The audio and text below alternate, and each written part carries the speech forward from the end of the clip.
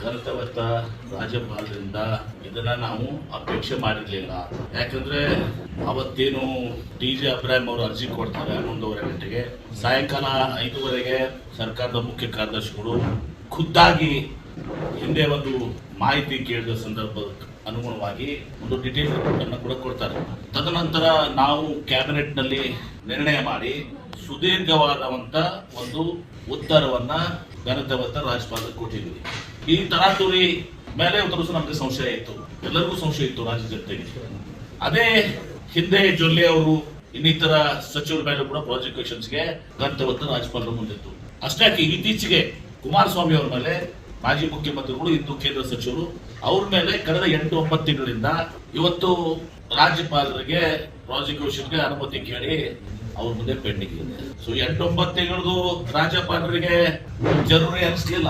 ಜೊಲ್ಲೆ ಅವ್ರ ಮೇಲೆ ಇನ್ನಿತರ ಸಚಿವರಾಗಿರುವಂತದ್ದು ಜರೂರಿ ಅನಿಸ್ಲಿಲ್ಲ. ಅದೇ ದಿವಸ 11:00 ಕೊಟ್ಟು ರಾತ್ರಿ 10:00 ತರಾತುರಿ ಕೊಡ್ತಾರೆ ಅಂದ್ರೆ ಇದು ಘನತೆ ಹೊತ್ತ ರಾಜ್ಯಪಾಲರ ಏನಿದೆ.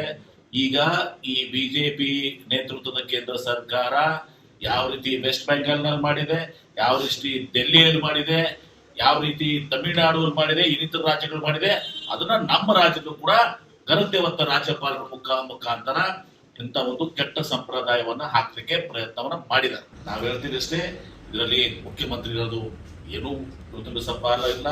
ಯಾಕಂದ್ರೆ ಅದು ಮೂಡಾದಲ್ಲಿ ಏನು ಮೂಡಾನೇ ಇವತ್ತು ಸಹ ಅಕ್ರಮ ಮಾಡಿದ್ದಾರೆ. ಮೂಡಾ ಇವತ್ತು ಸಹ ಭೂ ಸ್ವಾಧೀನ ಮಾಡಿಕೊಳ್ಳದೆ ಭೂಮಿಯನ್ನ ತೆಗೆದುಕೊಂಡು ಅತಿಕ್ರಮಣ ಮಾಡಿ ಲೇಔಟ್ ಮಾಡಿ ಹಂಚಿದ್ದಾರೆ. ಮೂಡಾದಲ್ಲಿ ಸಭೆಯನ್ನು ಕೂಡ ನಿರ್ಣಯ ಆಗ್ತದೆ.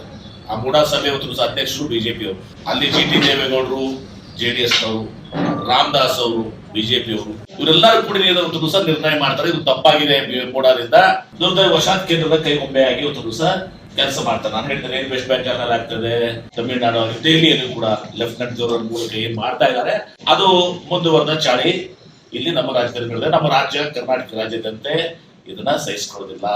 ಸನ್ಮಾನ್ಯ ಮುಖ್ಯಮಂತ್ರಿಗಳು ಸಿದ್ದರಾಮಯ್ಯನವರು ಮತ್ತು ಅತ್ಯಂತ ಜನಪ್ರಿಯ ಮುಖ್ಯಮಂತ್ರಿಗಳು, ದೇವರಾಜ ಅವರ ನಂತರ ಒಬ್ಬ ಹಿಂದುಳಿದ ನಾಯಕ, ಇವತ್ತು ಜನಪ್ರಿಯ ನಾಯಕ, ಜನಪರವಾಗಿ ಬಡವರಿಗಾಗಿ ರೈತರಿಗಾಗಿ ಯೋಜನೆ ಕೊಟ್ಟಂತವರು ಸಿದ್ದರಾಮಯ್ಯನವರು. ಏನಾದ್ರೂ ಮಾಡಿ ಅವರ ಜನಪ್ರಿಯತೆಗೆ ಮಸಿ ಬಳಿಬೇಕು ಅಂತ ತಿಳ್ಕೊಂಡು ಇದೊಂದು ಷಡ್ಯಂತ್ರ. ಅದ್ರ ಜೊತೆಗೆ ಏನು 136 ಸೀಟ್ಗಳು ಪಡ್ಕೊಂಡು ನಾವು ಕಾಂಗ್ರೆಸ್ ಸರ್ಕಾರ ರಚಿಸಿದ್ವಿ. ಈ ಸರ್ಕಾರವನ್ನ ದುರ್ಬಲಗೊಳಿಸುವ ಪ್ರಯತ್ನ ಇದೆ. ನಾವು ಇದನ್ನ ಕಾನೂನಾತ್ಮಕ ಹೋರಾಟವನ್ನು ಮಾಡ್ತೀವಿ. ನಮಗೆ ನಿಶ್ಚಿತವಾಗಿ ಜಯ ಸಿಗ್ತದೆ, ಅದರಲ್ಲಿ ಎರಡು ಮಾತಿಲ್ಲ. ಯಾಕಂದ್ರೆ ಏನು ಕೇಸೇ ಇಲ್ಲ. ಒಂದು ದಿವಸ no case then try to make a case. ಅದರಲ್ಲಿ ಏನೂ ಉಳಿದ ನ್ಯಾಯಾಲಯದಲ್ಲಿ ಒಂದು ದಿವಸ ನಮಗೆ ಕೂಡಲೇ ಒಂದು ದಿವಸಕ್ಕೆ ನಮಗೆ ನ್ಯಾಯ ಸಿಗ್ತದಂತ ಸಂಪೂರ್ಣವಾದಂತಹ ವಿಶ್ವಾಸ ನಮಗಿದೆ. ಇದನ್ನ ಜನರ ಬಳಿಗೆ ಒಯ್ತೀವಿ. ರಾಜ್ಯದ ಜನರ ಹೋರಾಟ ಆಗ್ತದೆ. ಇದರ ಪರಿಣಾಮವನ್ನ ಇವತ್ತು ಕೇಂದ್ರ ಸರ್ಕಾರ, ಘನತೆ ಹೊತ್ತ ರಾಜ್ಯಪಾಲರು ಇದೆಲ್ಲವನ್ನು ಕೂಡ ಅತಿ ಶೀಘ್ರದಲ್ಲಿ ಅದನ್ನ ತಿಳ್ಕೊಳ್ಳುವಂತ, ಪಶ್ಚಾತ್ತಾಪ ಪಡುವಂತ ಒಂದು ಪರಿಸ್ಥಿತಿ ಬರ್ತದೆ.